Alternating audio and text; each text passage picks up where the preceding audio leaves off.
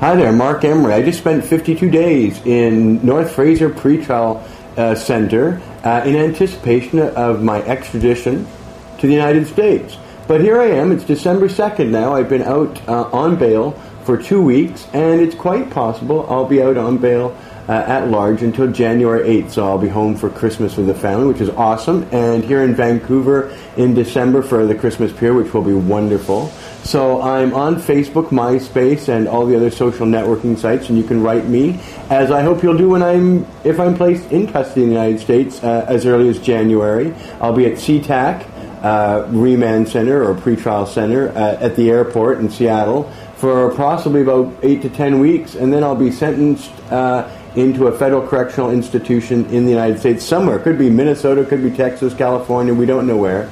And you'll always find out, though, at Reality Check and on CannabisCulture.com and freemark.ca.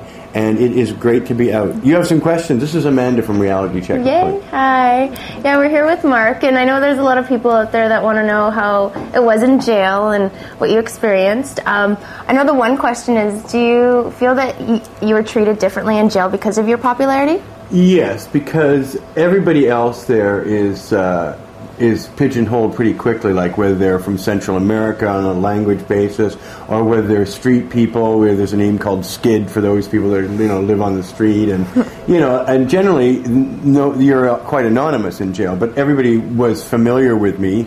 There were many, even people who professed to be fans, like people who said, "I'm a big fan," and everybody who was a weed dealer introduced themselves to me, or anybody who was a drug dealer typically said hello. And the great thing for me is because you can see me on television while I'm in jail. They aired the movie on the Knowledge Network, Prince of Pot, while I was there. So lots of the people saw that, and I was on the news, and Jody was on the Standard. So I would say, "Oh, my wife's on there," or Jody would be in the newspaper. So over time, everybody gathered that I was somebody different than they were used to encountering in the system. That having been said, I'm not a snob, and I tend to be very helpful and kind to everyone. I have no reason to be otherwise. You're at close range with all these people. It doesn't make sense to be aggravating, right? And then a lot of them, taken away from booze and women, a lot of them were very nice people. So, and the key thing for me was finding the time and the focus to do a lot of writing and reading. So I did a lot of good things with my time. I'm hoping to get that opportunity when I'm in the United States. I hope there's an opportunity to do reading and writing and what have you. And even teaching. There's not that opportunity at North Fraser Pretrial. You're in a concrete cell a lot, 20 hours a day, 18 hours a day.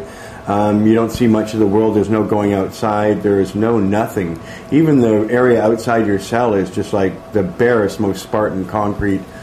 It's a lot like that place Oz without the characters. There's some bad dudes in there. A lot of people have these images of what prisons are like.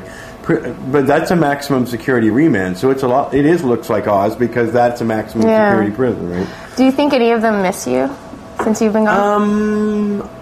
It's interesting because I think about them a lot, actually.